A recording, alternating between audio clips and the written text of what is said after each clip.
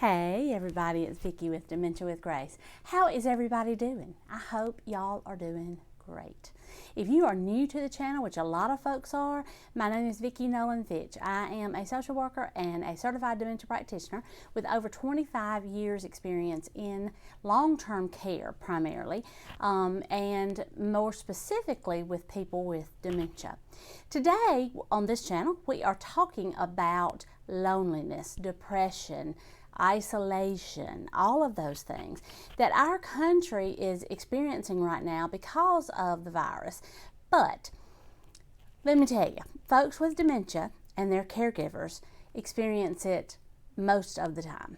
Loneliness, depression, the feeling of really social isolation is something that is not unfamiliar with people who have depression, who have dementia, who have dementia, or the people that take care of them. Depression is not uncommon in both the person diagnosed and the caregiver. So it's something that we face, that we deal with, that we try to combat in the dementia arena. And I have a few tips that I want to talk with you about today that I think would help in any of this social isolation that we're having to do. And I want you to particularly think about, if this is not your genre, if you are just coming into this video because you've heard about social isolation, you want to learn more about social isolation, you want to prevent depression, loneliness, all of that inside of this social isolation, I want you to remember that the elderly and the people that take care of them experience this a lot. And so one thing that I hope that our nation will learn from this struggle is that, you can be isolated, and the government doesn't have to put you in that position. It's a lonely, hard road for folks with dementia and their caregivers. So let's get to it. One of the things that I want to remind you, whether you are new to this isolation because of the virus, or whether you're new to this dementia journey, whether you're new to being a caregiver, whether you've been diagnosed with dementia and you're looking for direction, guidance, all of that. I want to remind you that just because you've been given a cactus doesn't mean you have to sit on it. That is something I've heard for a long time. I'm in the South. I hear lots of colloquialisms in my line of work. I work with the elderly exclusively, and I hear a lot of things like that. So just because you're given a cactus doesn't mean you have to sit on it, which means that when negativity comes into your life, when a negative situation appears, when a hard diagnosis is given, when you get bad news, when you realize that, hey, I have been, we've been in this house since, December. It's the first day of spring. And, listen, girls, we were isolated before the isolation, right? Is that how some of you feel? I tell you what, give me a like if that's how you feel, because that's the way a lot of caregivers feel. They may have family members that don't come around to help, those kinds of things. And it can engender a lot of anger and depression and feelings of abandonment and all of this stuff. Give me a like. That is how you tell me amen, is by hitting that thumb and giving me a like. What I want to encourage you is, yes, those feelings are valid. Those feelings will come. Those feelings will be there. Those negative feelings will be there. But you don't have to live with them. I say feelings are a visitor, not a roommate. That is another video that you can find. I want you to just realize that other people are in this situation. It's not just you. And, we can do it. There is positive. You can find the positivity. So I'm going to talk about 3 things not to do and then 3 things to do. So don't sit on the cactus. Don't focus on the negative. That is what that means. Don't focus on the negative. Oh, I didn't mean to be. Put that finger away. I didn't mean to be doing all that. I'm so sorry. The second thing is, don't compare your situation to others. Listen, you get on this Facebook and this Instagram and this Pinterest and you think that everybody has their eggs in one basket. You think they have all their mud in one bucket. And let me tell you, they do not.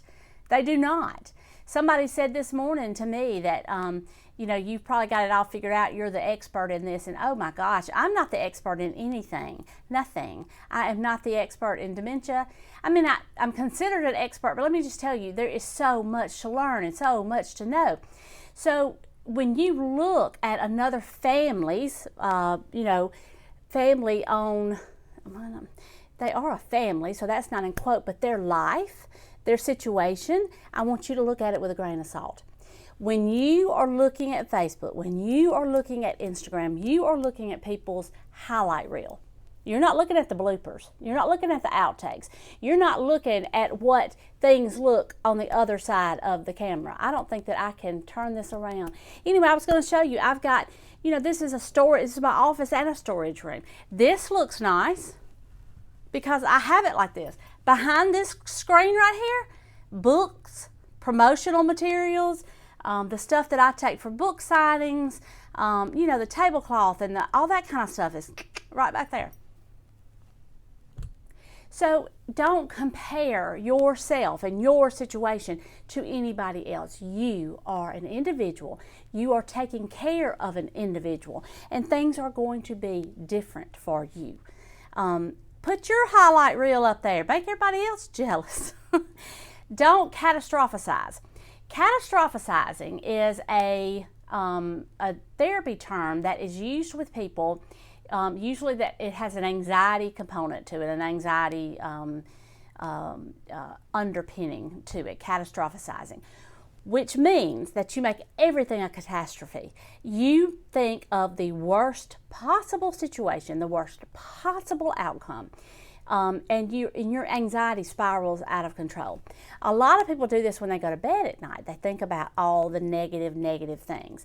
That just leads to more isolation because you are thinking, oh, the sky is falling and it's going to fall on me, right? If you catastrophize, because I do, I have an anxiety bent to my personality, and I do. If I haven't heard from my daughter, and I know that she's on the road traveling for work or something, and I haven't heard from her for a little while, I start thinking, oh well, I haven't heard from Emily. Let's see. I hope she's not had a wreck. I hope she's not had a wreck and her car went down in a ravine and she doesn't have a cell phone signal. And your mind can get all in a wheelie about things.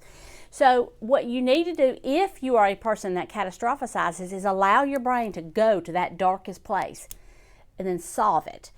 What if that had happened? What if, mother's money runs out and there's no way to hire sitters and there's no way to, I don't know what is your worry, but take it to the nth degree.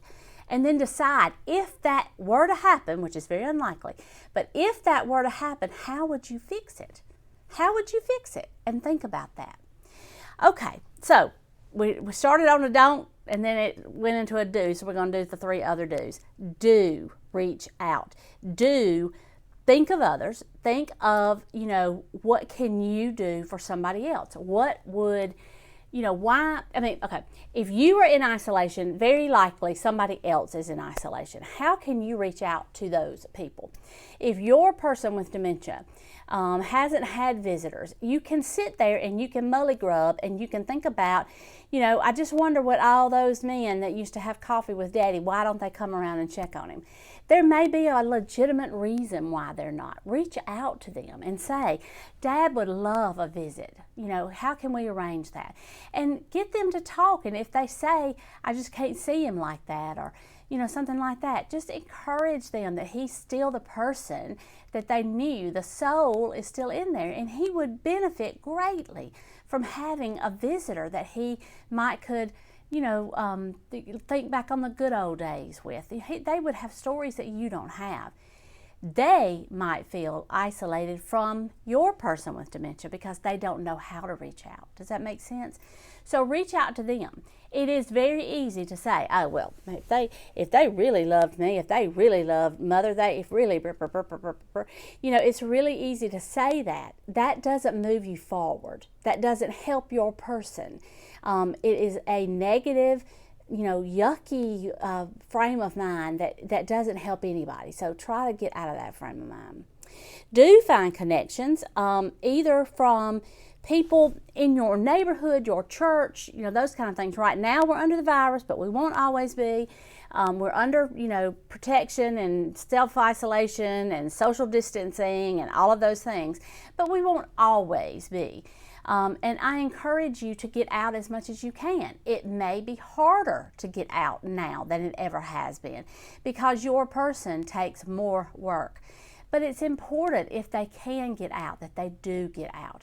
You know, daycares for senior citizens are available across the nation, and I would encourage you to look into those kinds of things.